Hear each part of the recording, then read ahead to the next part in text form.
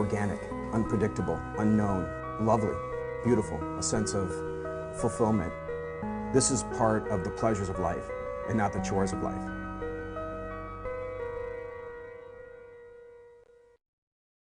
Coming up tonight on Daily Iowan TV.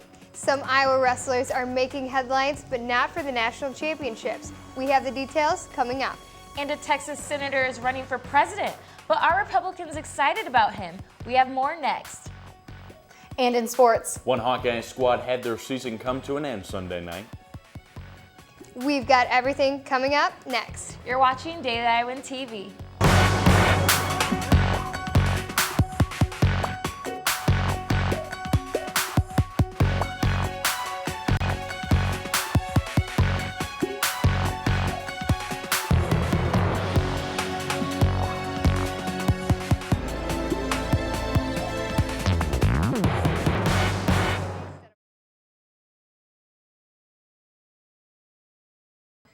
Thanks for joining us. I'm Abigail Meyer. And I'm Selena Carr. We're starting out tonight with some big news in American politics. As the 2016 presidential race gets closer, candidates will start to pop up around the nation. Today, Texas Senator Ted Cruz announced that he will be running as a Republican candidate. Senator Cruz is the first to announce he is officially running. We talked to Jada Holst, the secretary for the College of Republicans, to see how Republicans are reacting to the candidate.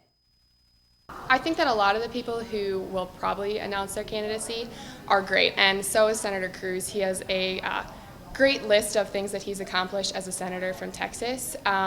He is very fiscally conservative, and he's definitely an interventionist, so it would be very different from the Obama administration if he were elected.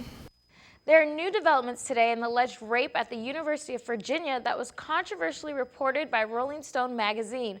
The story, titled "A Rape on Campus," detailed the brutal gang rape of a girl named Jackie at a Phi Kappa Psi fraternity house. But earlier today, the local police chief said his department couldn't find any evidence of a rape and is suspending its investigation. He also said that Jackie refused to cooperate with the inquiry, but if she opted to cooperate in the future, the investigation could resume. Rolling Stone previously apologized and admitted wrongdoing. Remains were found in Alaska may be linked to the disappearance of a family of 4. According to police, Rebecca Adams, her boyfriend, as well as her daughters were last seen May 18, 2014. A driver traveling down a wooded trail had discovered the remains. After an initial scene assessment, the investigators discovered items from the family's home in the area. Further investigations will continue to confirm the identities of the remains. Now we have an update on some international news. 100 U.S. troops have been exploited online by the hacking division of the terrorist group ISIS. The group hacked military databases and leaked the names, photos, and addresses of the troops' members. ISIS members and followers have been searching social media for information about the service members and have threatened spouses of military personnel online. The FBI and officials are looking into the credibility of the posting. An Afghan woman was publicly killed by a mob of over 20 men. Farkhunda was a religious teacher for children and focused mainly on the holy book, also known as the Quran. Farkhunda was beaten, set ablaze, and tossed off of a bridge for allegedly burning pages in the Quran. 26 men have already been arrested in the connection with the attack, as well as 13 police officers. Investigations are underway to find all of the participants in the attack. Very unsettling news, Abby, from across the world. Well, right here in Iowa City, the weather is pretty gloomy and it's making it hard for students to get motivated for the rest of the semester. Yeah, I was actually in Cancun, and believe it, it was extremely difficult to come back to this weather, and I'm not the only one. Daily Iowan TV reporter, today's weather anchor, Beth Anderson, went out to see how students are feeling about this weather. How was your spring break? It was pretty good. Where'd you go? I just went home, Cedar Falls, Iowa. Very nice. And was it warm? Some of the days it was like 60s, and then it got around to the 40s, like off and on. It was a lot warmer, like in the 70s to 80s, so shorts and t-shirt weather. Harder to come back here? Was it colder or better? Or what was your thoughts when you came back for the weather? Pretty much the same as when I left, actually. It was definitely colder when I came back yesterday. What was the ice this morning? Did you notice a lot of that, or?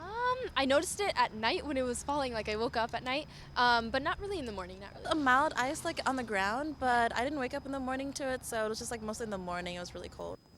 Yeah, Selena, definitely this weather is not the sunny beaches of Cancun, but Definitely not. Last Monday it was in the 80s, and now it's just very cold outside. I know. So Beth, let's toss it over to you. Do you think that we can ditch our winter coat anytime soon? Well, guys, it looks like we can. We see at least 60s in the next few weeks.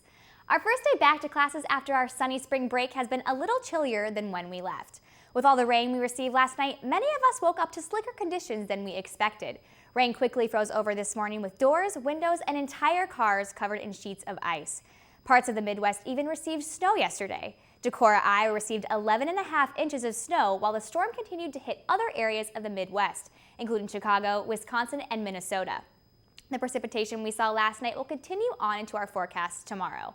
In the morning, we see temperatures sitting in the low to mid 30s with a chance of rainfall beginning at 11 a.m. Into the afternoon, temperatures slightly rise into the 40s with rainfall continuing. And the evening temperatures stay right around those mid to low 40s with rainfall lasting throughout the evening. And for the rest of the week, temperatures warm up tomorrow, hitting the high 50s with cloudy skies. Thursday and Friday, we see temperatures drop back down into the high to mid 40s range. Saturday, temperatures get back up to the 50s and finally reaching the 60s on Sunday. And that's all I have for you guys in the studio. Back to you at the desk. And not every college student can guarantee that they will excel, especially at the tender ages of 15, 16, and 17. But for over 15 years, one program at the University of Iowa has been changing the notion. Reporter Cassandra Santiago has a story. Trying to fit in with 30,000 students at a university is already a challenge. However, at just 15 years old, Adateo Oladeajasa exceeded the expectations. I don't think I've ever thought I wish I had stayed in high school. I love being in college. It's so much more freedom and so much more room to explore what you're actually good at instead of like strict curriculums, you know? Coming to college early was first proposed to Adateo on a trip to the University of Iowa in the 8th grade. Then, at age 15 and a sophomore, a program called the National Academy of Arts, Sciences, and Engineering, known as NAES, made early admission into UI a reality. The NAES program allows students who are academically able to skip their senior year of high school and start college early. But Adateo's skill set reaches beyond academics. In fact, the NAES program wasn't her only recruiter at the time of her admission. The UI track and field team also saw greatness in the high school track star. She was fully committed to track. She wanted to be there helping the team. She scored in many meets. She jumped really well. So, I mean, she had all the ability in the world. After 2 years of high jumping, Adateo made the decision to part ways with the UI track team in order to commit even more time to her academics. I am majoring in biomedical engineering pre-med, and I have two goals. Either go off to med school and be an ophthalmologist, or using biomedical engineering, I want to almost pioneer a way for disabled people to exercise. With our eyes set on a bright future, we can be sure to catch more of Adateo soon enough. Cassandra Santiago, Daily Iowan TV. 3 University of Iowa wrestlers could be facing burglary charges after Marion police found them with various items that were reported stolen. Officers discovered the items after booking freshman wrestlers Ross Limbeck, Seth Gross, and Logan Ryan for various alcohol-related offenses. Police say the wrestlers could face second-degree burglary charges, which can carry a punishment of up to 10 years in prison. According to the UI's Athletic Communications Office, the 3 wrestlers have been suspended indefinitely. UI wrestling coach Tom Brand sends out this statement, quote, "I am extremely disappointed with the decision-making of these 3 young men. I am currently gathering the facts and will use the UI Student Code of Conduct and our team rules as my starting points to address the situation." Now, Abby, that's pretty bad for the wrestling team. Pretty bad news. Yeah, especially after a very, very busy weekend for them. Well, let's toss it over to Zach Mackey and Taylor Brooks, who are in the sports studio for more on the black and gold. Guys, not the best news for the Hawkeye Athletics this weekend.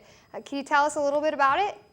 Unfortunate news indeed, Abby, as I'm sure that's not the publicity the Iowa wrestling team wants after wrapping up such a successful season. But we've got some other news about another Hawkeye team that's finished up their season Sunday night.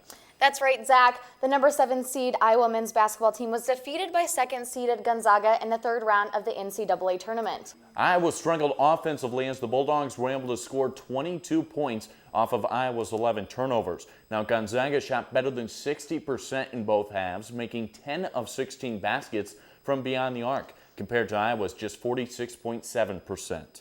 Iowa tried to make it a game as they kept trimming the score within single digits, but Gonzaga had an answer to every Iowa basket. The Zags finished the game with a 10-0 run, making the final score 87-68. It was Jared Uthoff who was the leading scorer for the Hawkeyes with 20 points and 8 rebounds. Aaron White, in his final game as a Hawkeye, was just behind the junior forward with 19 points and was 7 of 13 from the field. Iowa finished the season with a 22-12 overall record and had its first tournament victory since 2001.